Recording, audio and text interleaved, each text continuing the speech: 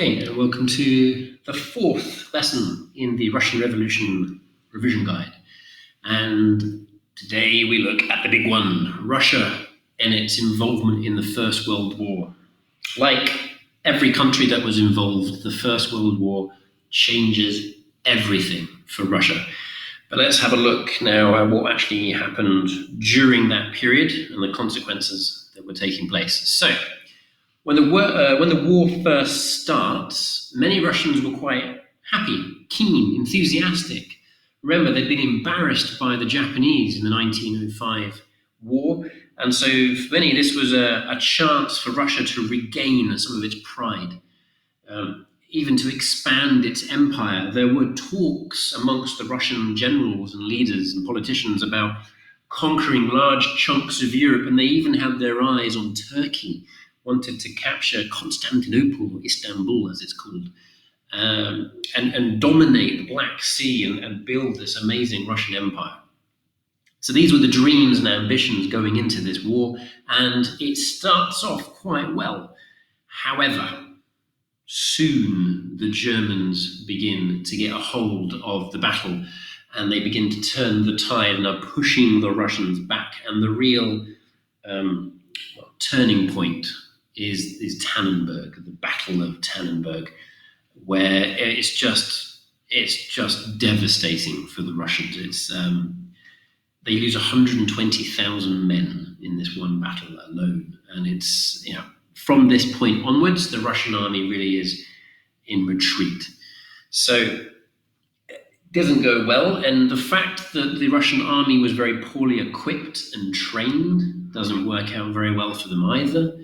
And then halfway through this big mess, Nicholas II decides that he himself is going to take charge of the war. He leaves Petrograd, he goes to the front, which is a huge risk and a huge gamble that ultimately costs him his job and later on his life, by going to lead the army. And everyone now is going to just look squarely at him and what he does, and if it's a success, he'll get the credit, but if it's a failure, they're going to blame him personally. He cannot hide behind his generals or blame it on somebody else. This is all down to him now. So let's have a look at the economic, social, and political consequences for Russia. First of all, wars are horrendously expensive. Okay, and Russia was not the richest country in the world going into this thing. It has to borrow 17 billion rubles to fight the war. And of course, remember, if you borrow money from the bank, you have to pay interest on it. So the interest payments on this loan to fight the war are huge. What else have we got going on? We've got this coincides painfully with a disastrous decision to ban, to reduce the amount of vodka being sold in Russia. Now, if anyone's met any Russians or knows anything about Russians, they're quite fond of their vodka, and it's a big seller. And the government would take a percentage of the vodka sales as tax, so they could spend it on things like fighting a war. But they'd put in a law to try and stop people from drinking vodka just at the exact moment that they needed the money that vodka made. So they're losing money at the same time as having to spend lots of money. So that doesn't work out very well. Even worse, when the Germans win at Tannenberg and start to push the Russians back, all the best land in Russia, the best farmland, the best mines with all the best minerals, all the rich iron that you need for fighting wars, is actually in the western part of Russia. And then that gets captured by the Germans. So it's even worse for Russia. And then it gets worse still because we have inflation, which just takes off. Because the government runs out of money, and so it does what all desperate governments do when they've run out of money, and they print it. They just print more money. This is a nightmare, okay? If you've ever studied the Weimar Republic, if you've ever studied economics or business, you know that you cannot just print money. It is not that simple. My 4-year-old boy would probably think, yes, printing money was a good idea because then I could go buy more stuff. But it doesn't work. Because if you print too much money, all that you do is make the money that already exists worth less. Do you see what I'm saying? You only make money by making more stuff. You don't make money by making more money, if that makes sense. You don't make money by printing money. You make money by having businesses that create profits, that create products, right? Or services that you need. So inflation takes place. That means that things in the shops become more expensive. It means that the middle classes, those people in Russia that have got savings, suddenly find their savings worth less than they were. And that is one sure way of really annoying your own people, is by having high inflation, because all those hard-working people in your country, the people you want to support, the good people in your country that have worked hard, saved their money, done all the right things in their life, are now being punished. Because if you've saved 10,000 rubles for your retirement or to buy a nice house in the countryside, and suddenly you see the price of things skyrocket, that 10,000 rubles that you've spent your life saving is not enough to do what you wanted to do.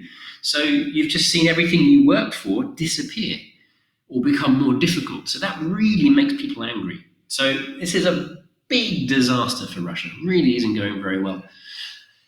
And it gets worse, because in the cities, they begin to have starvation and hunger because not enough food is getting to the cities. And this is for a number of reasons. One, the armies fighting in the West, in Europe, they need the food. So lots of it gets diverted to the army soldiers instead. So it's not getting to the shops in the cities where it used to go.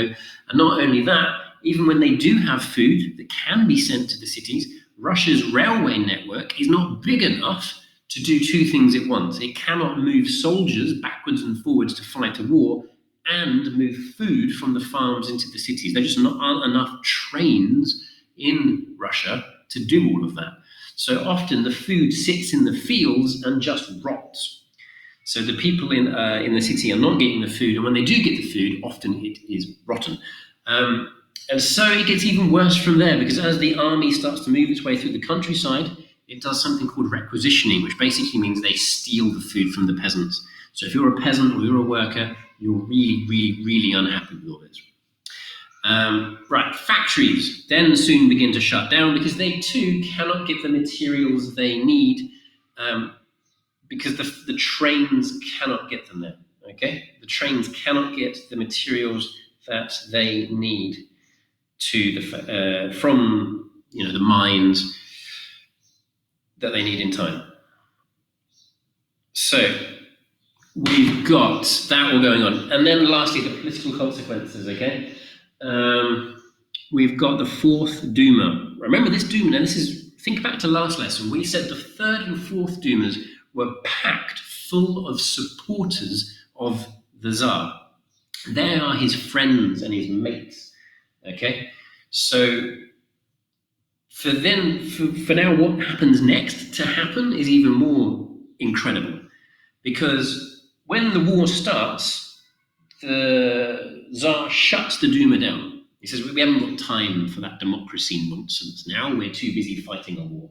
So he shuts down the Fourth Duma. However, as things start to go from bad to worse, the politicians that were in the Duma start to say loudly in newspapers, in interviews, in letters to the Tsar, you need to open this back up, because we need to be able to meet and discuss what on earth is going on with our country, because it's a disaster and we need someone to come in and try and sort this mess out. And if you can't do it, Nicholas, the Duma had better be allowed to do it.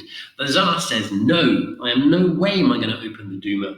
I hate all that democracy stuff. I'm not going to reopen it. And so half of the members in the Duma actually split away from the official Duma and create something called the Progressive Bloc.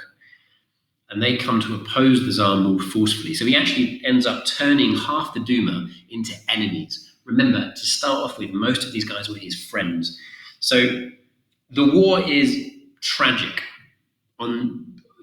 just catastrophic for Russia. And the consequences are huge. as we are going to go on to see. So you've got 2 questions there. Have a go at those, and there is an activity on the next slide too. Good luck and hope it helps.